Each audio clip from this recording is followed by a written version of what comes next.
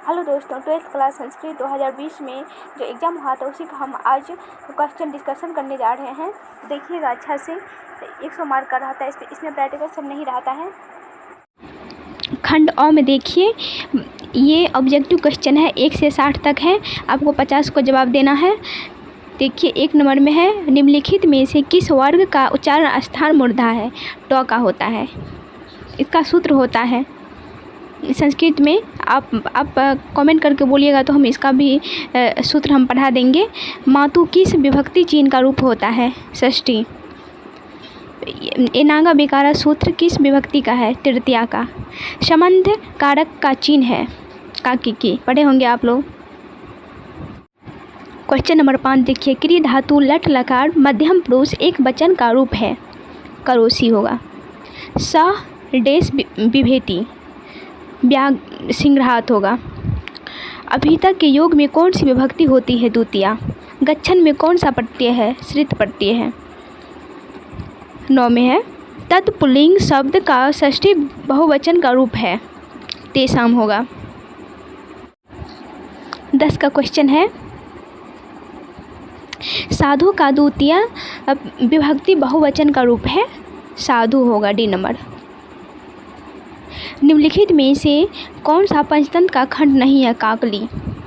वैज्ञानिक उपकरणों के अधिक प्रयोग से क्या होता है? पर्यावरण प्रदूषण होता है।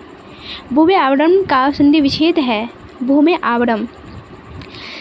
वर्षा वर्णम पाठ रामायण के किस खंड से संकलित है?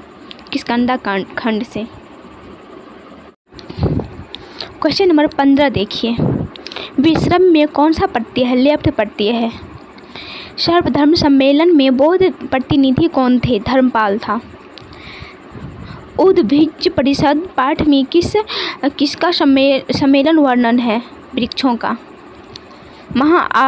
महाअरण्यम में कौन सी विभक्ति है? द्वितीय विभक्ति है। मनोरथ में कौन सी संधि है? विसर्ग संधि है। यहाँ पर दिया गया है 15 में नहीं, 20 में, चाणक्य चंदन दासियों संवाद पाठ मुद्राक्षस नाटक के किस अंग में संकलित है? प्रथम अंग में संकलित है। वासव दत्ता किसकी पुत्री थी? अवंती राज की। 22 में है, महाकवि भास विरचित नाटक है? स्वप्नवास दत्तम। निष्क्रांत में कौन सा प्रत्यय है? अक्त प्रत्यय है। आगतो अश्मी में कौन सा विभक्ति है? कौन सा संधि विच्छेद है? आगत प्लस अश्मी। 25 में देखिए, शालकायन स्नान करने कहाँ गए थे? जाह्नवी नदी। गंगा को जाह्नवी बोला जाता है। इत्यम भूत लक्षणे सूत्र किस विभक्ति का निर्देशन करता है? तृतीया का। इत्यम भूत लक्षणे उपलक्षणे तृतीया। नदी शब्द का तृतीय विभक्ति एक वचन का रूप है? नद्या है। अस धातु का भूतकाल एक प्रथम पुरुष एक वचन का रूप है? आसित होगा। रामायण में कितने कांड है? 7 कांड है। 30 में है, तत् प्लस ले में संधि होकर बनता है? तल्लय बनता है, डी नंबर। उद्धत में विभक्ति, उद्धत का विपरार्थक शब्द है? मत होगा। मनस का विभक्ति, सप्तमी विभक्ति एक वचन का रूप है? मनसी। धारणी के नृत्य गुरु था? गणदास। सरक्षतम में का संधि विच्छेद है? सरच प्लस सतम। सरच हलंत प्लस सतम। सर्वधर्म सम्मेलन के प्रथम सत्र में मध्य में कौन बैठे थे? कांडिल गिम्वंश। पुस्तकालय नवीनाम देश जन्म स्थलाम भवन्ति विचाराम।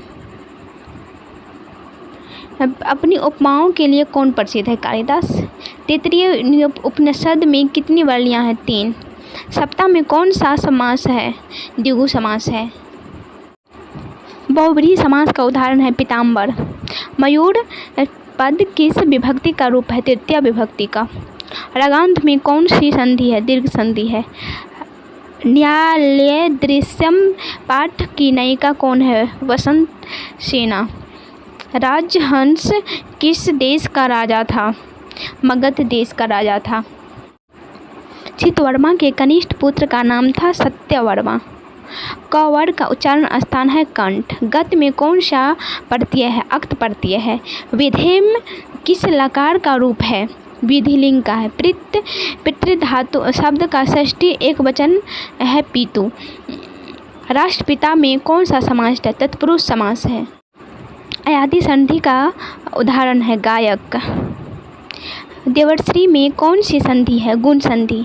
अपठत लकार किस लकार का रूप है? लंग लकार का। पश्यसि में कौन सा धातु है? दृश्य धातु है। ई का उच्चारण स्थान है तालु।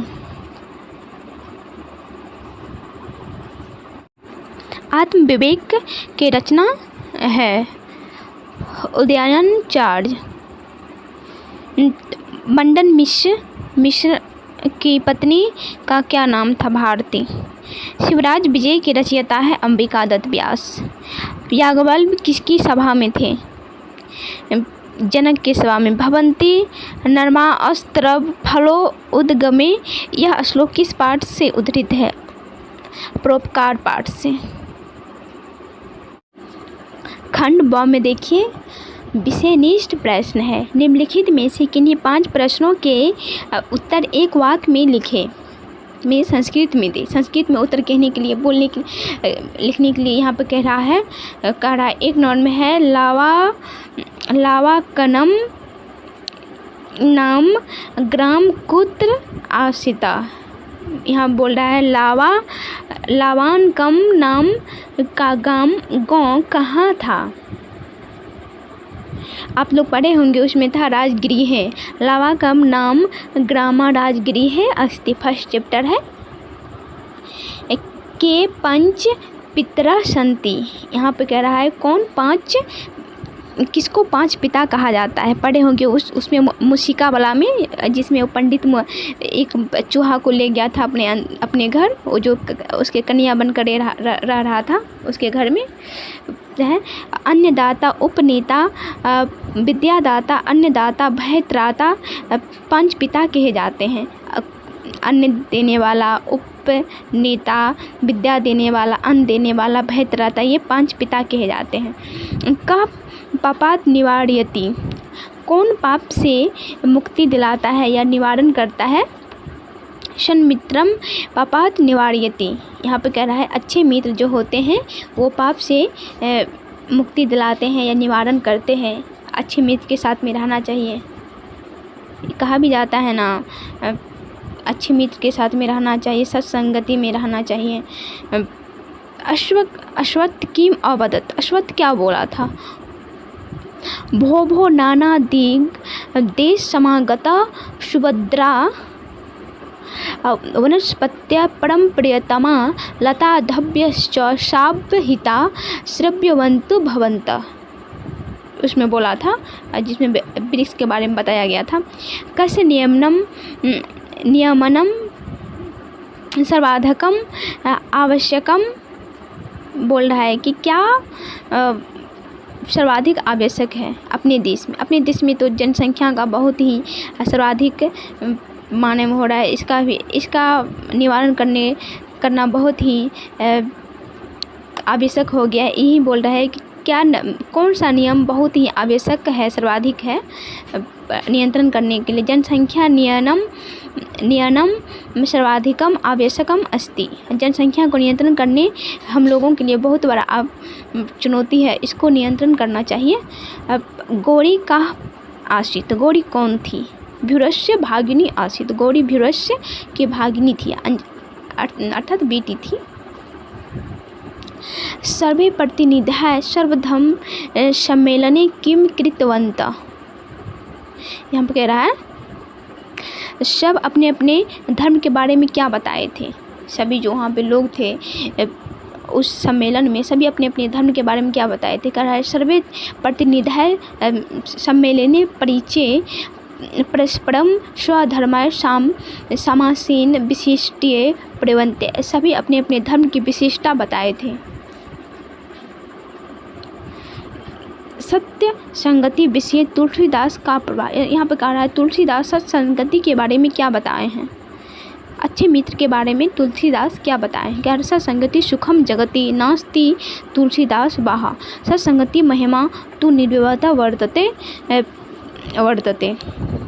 अरुणी कहाँ आसित, अरुणी कौन था, अरुणी अश्यापत्यम आसित। यहाँ पे कह रहा है निम्नलिखित में से किन्हीं 5 पदों का संस्कृत में वाक्य करें। ये हम आगे बनाए हैं, आपको मिलेगा इसी वीडियो में आगे मिलेगा। हम फिर 3 नंबर क्वेश्चन कर रहा है निम्नलिखित में से किसी एक पद की संस्कृत अथवा हिंदी में व्याख्या करें। आप संस्कृत अथवा हिंदी में किसी एक में कर सकते हैं इसका व्याख्या। हम संस्कृत में लिखे हैं, हम वो आपको अभी देंगे। ये क्वेश्चन नंबर 3 का ही है, तो उसमें 3 ठो श्लोक दिया गया है, किसी एक का या किसी एक का आपको यहाँ पे संस्कृत या हिंदी में व्याख्या लिखने के लिए कह रहा है। 3 ठो लिखा हुआ है, इसमें 3 में आपको किसी एक का देना है, दे दीजिएगा। फिर 4 में देखिए, ये 3 नंबर का क्वेश्चन है, वहाँ पे एक दिया गया है, यहाँ पे 2 दे दिया है। 4 नंबर का क्वेश्चन है निम्नलिखित में से किसी एक विषय पर संस्कृत निबंध लिखें। निबंध हम बनाए हैं अस्माकम देश पे, हम अभी देंगे आपको। निम्नलिखित प्रश्नों में से किन्हीं 4 प्रश्नों का उत्तर दिए। तो ये सब तो हिंदी में ही दिया गया है, आपको तो ये हो जाएगा। 4 में दिया गया है, क्वेश्चन नंबर 7 है अपठित गद्यांश के आधार पर निम्नलिखित प्रश्नों के उत्तर दें। सभी प्रश्नों के लिए समान अंक निर्धारित है। यहाँ पर कह रहा है संस्कृत भाषा देव भाषा पर्यायेन सर्वासां भारतीय भाषाणां जननी प्रादेशिक भाषाणां प्राणभूता इति। यथा प्राणी अन्ये जीवति परंतु वायु बिना अन्न अपि जीवनं रक्षन्ते न शक्नोति। अथैव अस्मैद् देशस्य कापि भाषा संस्कृत भाषावलं विना जीवन्तुं मक्षेति निसंयम् अस्यामेव अस्माकं धर्म अस्माकं इतिहास अस्माकं भूतं भविष्यश्च सर्वासु सुसंहितम् अस्ति। यहाँ पे इनका क्वेश्चन दिया गया है, इसी गद्यांश को पढ़ के हमको यहाँ पे आंसर देना है। संस्कृत भाषा कासाम जननी अस्ति। यहाँ पे कह रहा है संस्कृत भाषा किसका जननी है। हम ऊपर यहाँ पे पढ़े हैं संस्कृत भाषा किसका जननी है। यहाँ पे लिखा हुआ है संस्कृत भाषा संस्कृत देव भाषा पर्यायन सर्वेशाम भारतीय भाषानां जननी। यहाँ पे कह रहा है संस्कृत भारतीय भाषा सभी भारतीय भाषा की जननी है। तो यहाँ पे हम लिख दिए हैं संस्कृत सर्वेशाम भारतीय भाषा जननी अस्ति। यहाँ पे कह रहा है प्राण रक्षार्थ किमा आवश्यकम। यहाँ पे कह रहा है प्राणी की रक्षा के लिए क्या आवश्यक है। इस पैराग्राफ में दिया गया है प्राणी अन्न के बिना रह सकता है परंतु वायु के बिना नहीं रह सकता है, इसीलिए यहाँ पे दिया गया है प्राण रक्षार्थ वायु किम आवश्यकम। फिर कह रहा है इसमें गम कह रहा है संस्कृत भाषा का साम प्राण भूता अस्ति। संस्कृत भाषा का प्राण क्या है, प्रादेशिका भाषा है। फिर कह रहा है गम कह रहा है संस्कृत भाषा किम किम सुसंहितम अस्ति। संस्कृत भाषा हमारी कहाँ कहाँ समाहित है। यहाँ पे कह रहा है संस्कृत भाषा अस्माकन धर्म, संस्कृत भाषा अस्माकन धर्म में है, इतिहास में है, भूत में है, भविष्य में है, सब जगह संस्कृत भाषा है। फिर अंग में है, देखियो उपलिखितस्य गद्यांश शीर्षकम लिखता। यहाँ पे कह रहा है इस गद्यांश का उपयुक्त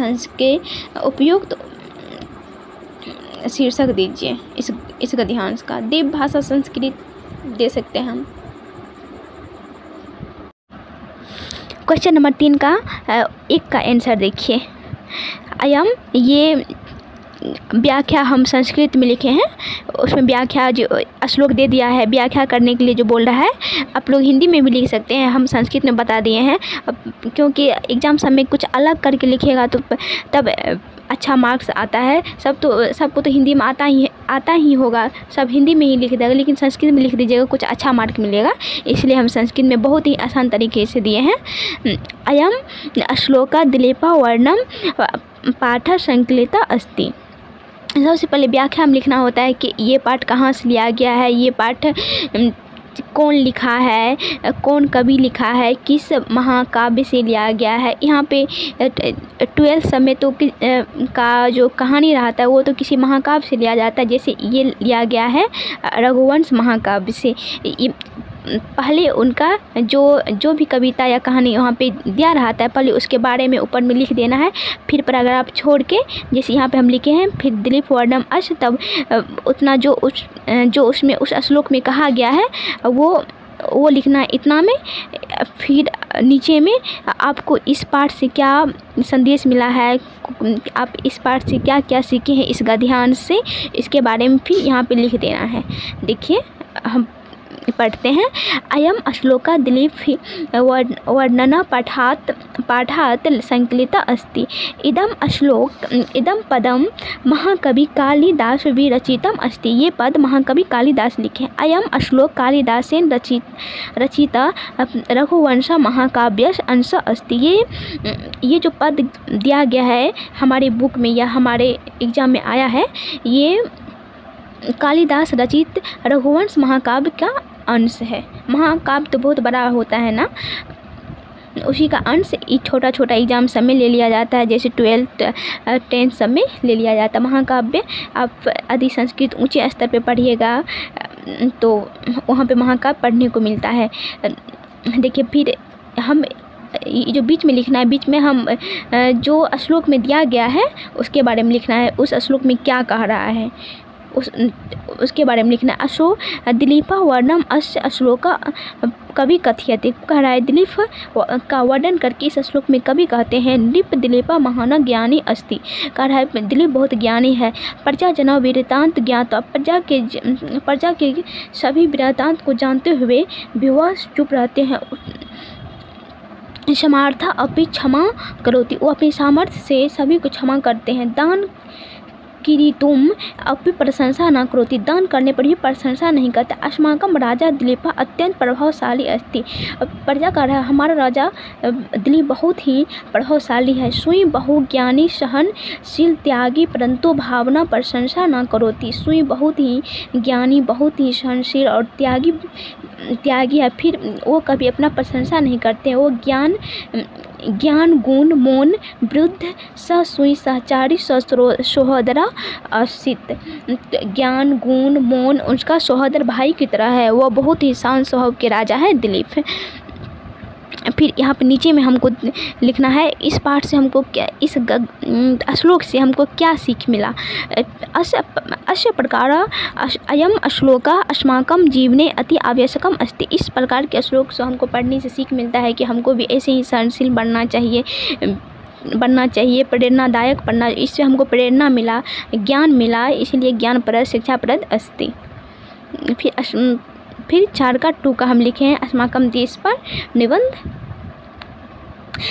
संग बहुत ही अपनी शब्द में लिखना चाहिए। बहुत ही ईजी बुक से छाप के लिख लीजिएगा तो वहाँ पे जो चेक करने वाला रहता है तो थोड़ी ही पूरे नालायक ही रहता है। पूरा अच्छा से अपने शब्द में लिखिएगा जो अच्छा रहता है, समझ में आ जाता है कि है नहीं ये बच्चा अपने शब्द में लिखा है। अस्माकं देश भारतवर्ष अस्ति।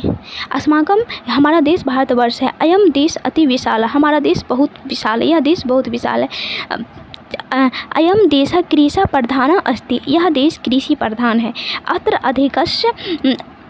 अधिकतर है यहाँ पे।